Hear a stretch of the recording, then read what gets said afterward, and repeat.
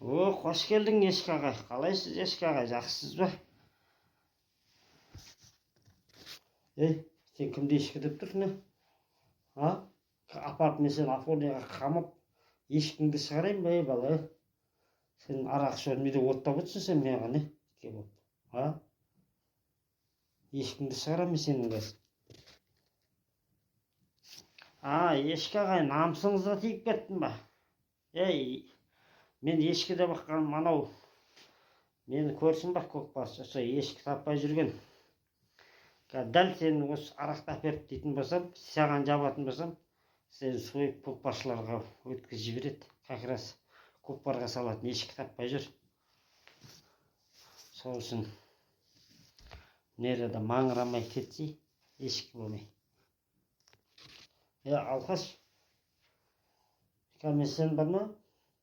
Ешкіңді шығарып, мен сені Афонияға апарып көкпарға салам. Көкпар қылам мен сені. Ешкі деген сөзің үшін жауап бересің қазір.